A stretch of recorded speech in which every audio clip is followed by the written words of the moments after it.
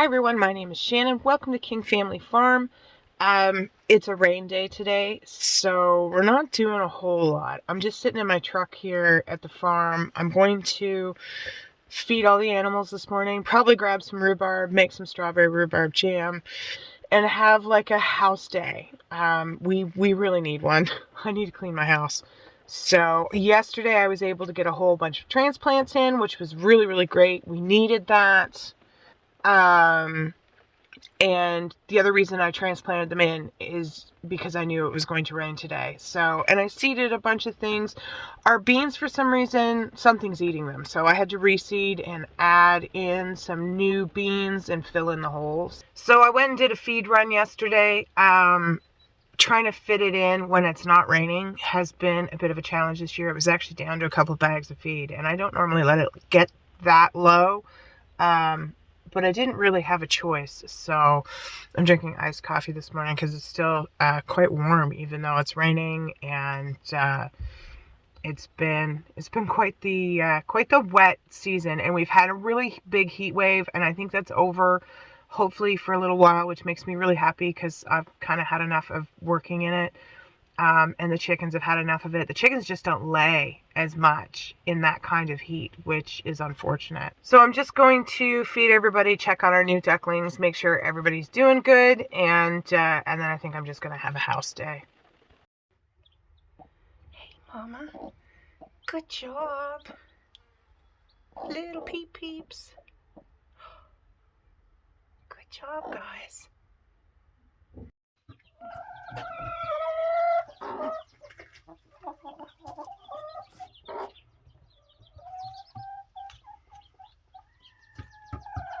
So it's afternoon, the rain has stopped, it's dried up, and it's actually going to be dry for a few days. And I see the cabbage moths flying again. I don't see any in the camera right now, but they're these little white butterflies that you see flying around. And they are what lay eggs in your brassicas that cause the caterpillars, the little green worms in your brassicas, broccoli, cabbage, Brussels sprouts, all of that kind of stuff. And they eat it, and it's gross, and we want to get rid of them. So it's been really hard this year to deal with them. We could net for it. I'm not really set up for that. So normally I spray this, which is BTK. It is a biological insecticide. It's perfectly safe for humans. Essentially, it's a bacteria that has to be ingested by the caterpillar, so they have to munch a little bit of your cabbage, and then it kills them in a couple of days. And then so you don't see the damage. It has to be sprayed though every 7 to 10 days and after it rains, because it gets washed off. And of course, if you're in New Brunswick, it's been ridiculously wet this spring. It's just terrible. So we haven't really been able to use it. So my cabbage does have some damage. I'm hoping to kind of slow that down and have as little as possible.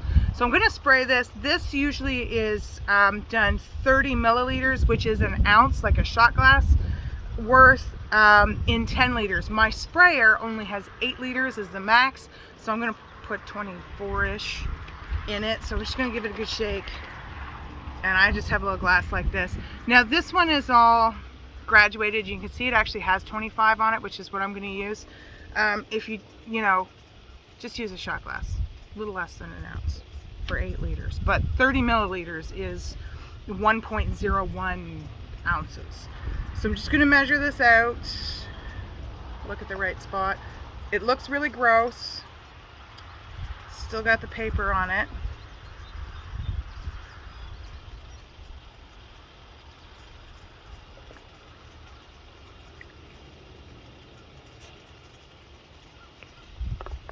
So that's it. It kind of looks like sludge. Put the cap back on my...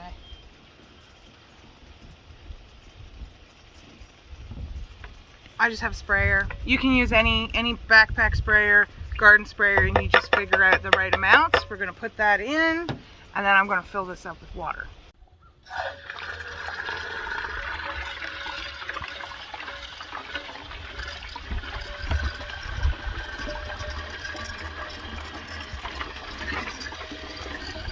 So this has, I gotta find it. There it is. So this is a 2-gallon sprayer. You can buy these anywhere. You can buy them at Canadian Tire, online. They all have different volumes. I use this one because I have a fair amount to spray, and they just work on a vacuum system.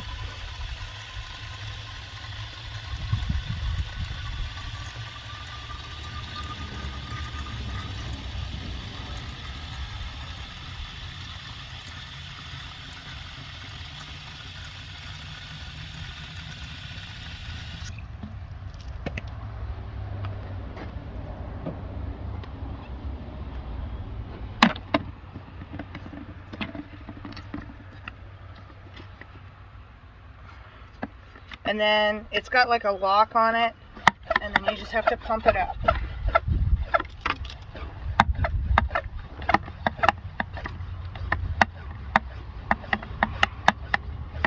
So you can see there's some damage on my cabbages, and I wasn't victim of peppergate this year, but I think I'm a victim of cabbagegate, because that's not a cabbage. And I've got a few of those, and they're just not, I don't know what's going on, but they're not cabbages. So, but there's damage on them. We're still going to use them, and we're just going to spray this on. So essentially, now some people say you can use dish soap. I don't, but we're just going to basically give this a good spray. Try and get it all over, and then move our way down the row. So like this cabbage looks really good and has really minimum damage, and then this one, you can see they've been munching away. So now you have to spray this every 7 to 10 days. It does the job. I also use it on my garlic. BTK is intended specifically for caterpillars and larvae like a caterpillar. So it works on leek moth, which comes out with like a small worm type larva. Onions you can use it on, and the cabbage moth. It does not, unfortunately, work very well, if at all, on potatoes anymore. And I think they used to use a different variety of it. So it is functional, it works for us, and we like it. Your other option, of course, is to net. So, but that works for us. So, and the other reason we've decided to do this now is because it's not supposed to rain for a few days. And the cabbage moths, you can just see them flitting around a little bit. There's only a few of them, like 3 or 4, but they can lay an awful lot of eggs. So there's only 3 or 4. Hoping to keep the population down, which is the goal. I'm okay with a few holes in my cabbage. A lot of people aren't. A few holes, not so bad. Broccoli, they get right in there and they're kind of, but it's not so bad. So, but it's not supposed to rain for like almost a week. Yay, it's about time. It's been really bad this spring, so. I have a fairly large crop of garlic and cabbage, so I spray all of that at once. You only want to mix up as much as you're going to use in that particular application. You don't want to store it either. So we also have peas to harvest, and these are an edible potted pea. They're a super sugar snap, and when you're harvesting them, you want to look for peas that look full. I've waited till the afternoon to harvest them because I find if you harvest them wet in the morning and put them in the cooler, they don't look good. So they tend to get some rust on them, but you can snap them open and there's some peas inside. But they're good just as they are. So if you keep peas picked, they will flush out again with another round of peas for you. This variety is just really my favorite. You can pick them thinner if you want. I mean, I sell them by weight, so I want the pods full. But if you let them get too big, then they become starchy and they lose that sweetness that comes from, you know, those fresh garden peas in the summer.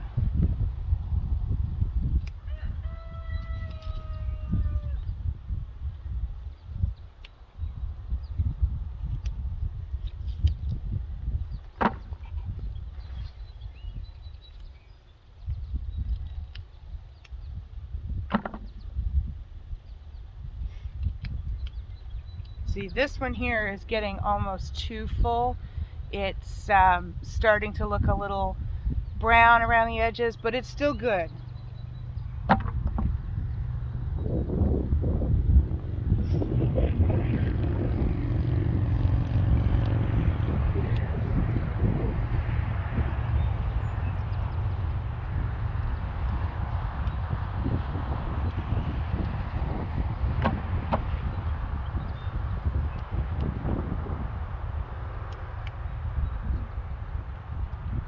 So I went down one side of the peas, I came back up after the other, and we'll probably come back in a couple of days. But I've got the better part of half a 5-gallon bucket of peas, and I'm going to put them in my cooler and let them cool down, and then I'm going to bag them off for sale.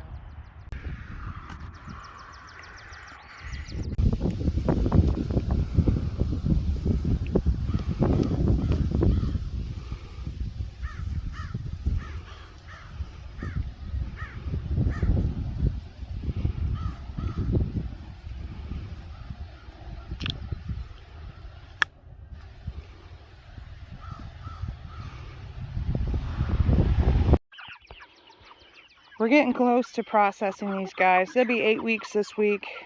There's a few that I would process and end up with about a 4-pound bird. I think we're going to leave them another week.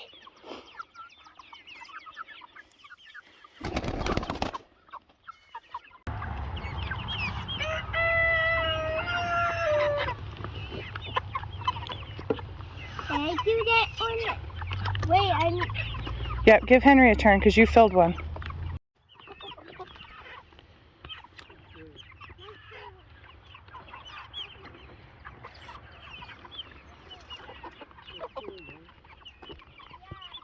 We're a little behind on this, but we're going to get the garlic scapes off. I usually like to pull them off a little sooner before they get woody, but here we are. So I'm going to take them off, and most of them I'm actually going to puree with a little bit of water just to make it easier for my blender to deal with it. And then I'm going to dehydrate it into a powder that I will mix some of it with salt and some of it I'll just use as a powder. And it works really well for us. There's no point wasting food. It still tastes like garlic. It's a little milder. You can make a garlic scape pesto as well. It's really good. You can fry them up like you'd fry onions with a bit of butter. There's lots of uses for them. So we're going to get them off. The reason we take them off is to get the garlic to put energy into. There, I snapped one off. Is to get the garlic to not put energy into this flower, but to put energy into the bulb underneath the soil, which is what we're looking for, right? So we're a little late on this. So now this is hardneck garlic, but you can see here if I rip open this flower, this is going to turn into a bunch, there it is, a bunch of little tiny garlic bulbules if you allow it to. So, but we're just going to take them off and deal with them. So they're getting a little woody at the bottom. If you get them early enough that you can pull them right out, they're nice and tender. So we'll just get rid of the woody part and blend her up. You also might want to wear gloves for this because your hands are going to smell like garlic for days. You can use snips, I just break them off.